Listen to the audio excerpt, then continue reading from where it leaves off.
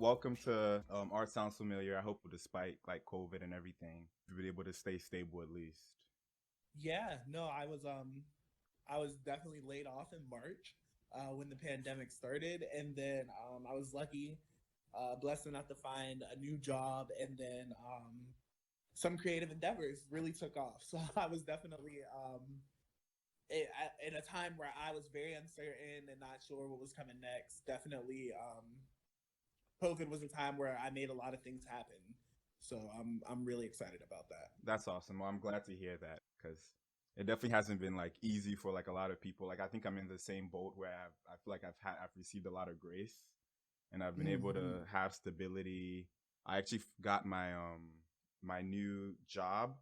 Literally, I accepted it literally like a week or two before COVID hit. So like I didn't have to go through, Wow. yeah.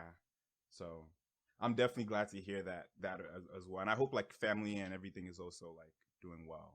Family, Yeah, friends. family's healthy, friends are healthy. We're all just trying to do our part to end this pandemic. Right.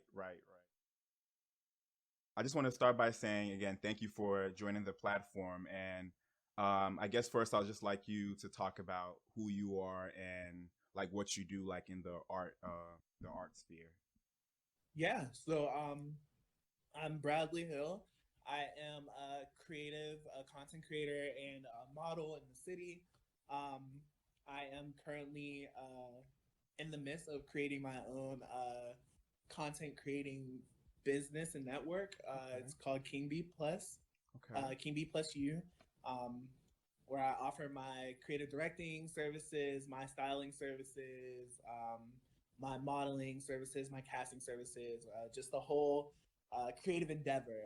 I've had a couple projects already book me, but Wow. it's just a continuation of work that I've already been doing with my friends and creating content across the city, Hmm. uh, putting representation in content that is not normally there, and just kind of um, creating a space where everybody feels welcome to express themselves creatively. That sounds amazing. That's an amazing endeavor. How early in your life did you like aspire to be that, to be a model, to be a creative director and content creator like slash entrepreneur? Like how early did you see yourself doing what you're doing now? So I have always had like an affinity to like fashion and modeling. I've always been interested in like, when we were growing up, early thousands, even like the 2009 to 2015 range of just like watching the modeling shows and the fashion shows and just wanting to be a part of that.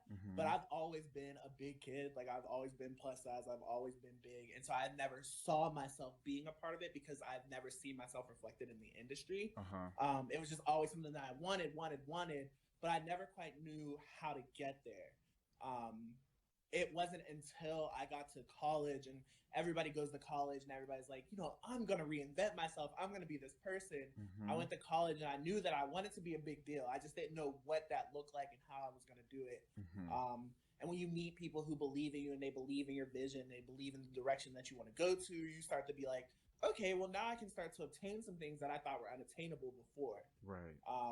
So I knew like even in college, and I went to college in a small town with a bunch of people who, their go-to fit was the bootcut jeans and the flannel. Hmm. So I was already like standing out as far as like the things that I thought were fashionable, the things that I wanted to wear. And when people started to, recognize me as that person, I was like, okay, so now I think this is something that I might actually have access to do. But still there was that lack of resource, that lack of Hmm. visibility too, and not seeing anybody else who looked like me doing it, and Right. not having the resources to dress the way I wanted or be a part of the things that I wanted. So when I moved back home after college, I have friends who were doing some absolutely incredible things.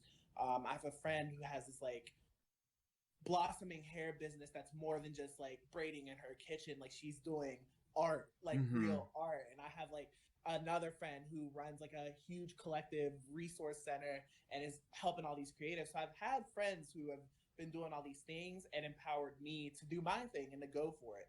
Okay. Um, that was a long answer to get to like to sum it all up, I never saw myself doing what I'm doing now. Mm-hmm. If other people didn't see it in me, I never probably would have seen it for myself. Right. So it So just manifested through like just seeing that there was like that kind of space available, and even you still doing it, or you still staying true to who you were, I guess, uh despite seeing that maybe it's a possibility at all even.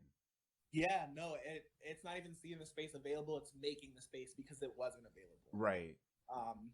And being empowered to do so, and being told you can make the space. You know, you don't have to wait on somebody to make the space for you.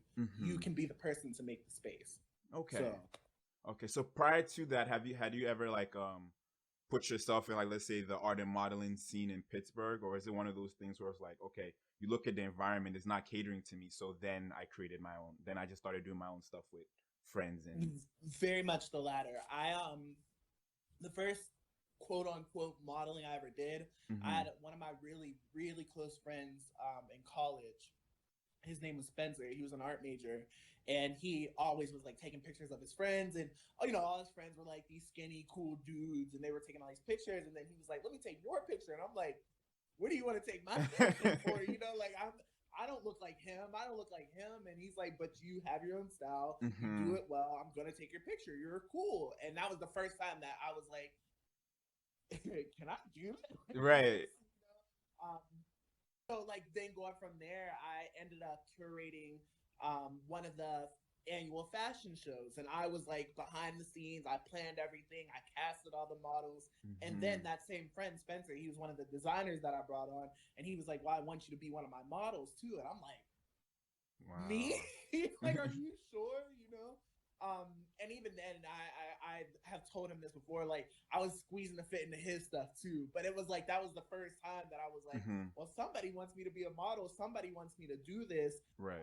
That and with the success of the fashion show, I was like, I have talents within the arts, and I need to start creating more space in order to do that. So I knew that when I was coming back home, that like I might not get there right away, and I Uh-huh. don't know how to get there, but I always knew from that point on Right. that like I was going to be doing what I was doing today. Okay. So did that passion translate to like the stuff or the courses you took like in college, or like did you do something separate in college, like as your major and stuff? I always felt like my interests and my hobbies were like a completely detached experience from my educational experience. I went to Okay. college to be a communications major. I actually went to college to be a political science major, and that wasn't for me. So I switched to communications because it was a broad major that I felt like I didn't know what I wanted to do, but if I had a communication degree, eventually I would figure it out. Mm-hmm. And I graduated. I got that degree, but I don't right now when I'm looking at my life, I don't think I'm using it. Mm-hmm. My Mm-hmm. whole um, educational career was just a Mm-hmm. very separate like stint in my life. But my extracurricular career in college was like full of arts and Mm-hmm. entertainment and socializing and networking, and taught me a lot of the skills that I believe I'm using those skills now in my everyday. Even in my professional job, it's not my art career, but even in my professional job, I believe it's the success that I'm seeing is strictly attributed to the things that I've done in my extracurricular career in Mm-hmm. college. Where your actual passions like lie and everything. Correct. Yeah, where I got travel opportunities, and Mm-hmm. I was heads of clubs, I was winning things, awards, things like that, because I was being recognized by skills that I was creating, shaping, and being shaped, around me. I was Mm-hmm. building that skill set, and I was being recognized for that in my extracurricular, and that's where I feel my strengths lie. Right. No, I agree. Like honestly, like I came from like Allegheny College, and honestly, I feel like there's just a few courses that I needed to do what I'm even doing now as like my day-to-day job. It's like honestly, I could have taken those three courses and not had as much debt as I have now. But it's like, Yeah, if anything, and hmm. I didn't know you went to Allegheny because I went to Edinburgh, so we were Oh right up the road. wow. Yep. Yeah, Yep. so Yep. if anything, I learned survival, and like my Right. survival skills being in those areas. If Mm-hmm. above my whole educational experience, the ability to survive and to keep on pushing even Mm-hmm. when the odds are against you. Yeah. Especially being in areas like people don't know Meeville, Edinburgh, Oh like man. that whole. it is rough, and especially for Black students who go there because it's Yep. affordable or it's close or whatever the reason it being, and then you're up there, you're like, I got to do what it takes to survive. Yep. So learning that skill above all was like the number one thing that has pushed me to do what I do today. Right. No, that and honestly, like, so right out of high school in Ghana, it's right. I took the SATs, and then that's how I came to like the U.S. for college. Prior to that, I had just been moving back and forth. And when I heard Meadville, me and my mom researched like, oh, it's a city. I'm like, okay, I'm calm because I'm from like New York. I'm like, all right, it's gonna be fine. It's a city. It's not like a town. Mm-hmm. And then I get here, and then like I wake up the next day, I look around, I'm like, wait, there's no Ubers, there's no nothing. I'm in the middle of nowhere. There's one movie theater. I'm like, what's going on? So it was like the biggest shock ever. But I agree with you. There's like a lot of it is like learning how to survive in that space where it's um even maybe if the school had some diversity, outside of that there is no diversity, which is like Correct. real life. Yeah. Correct. Yeah. Yeah. No, that's a great point you brought up.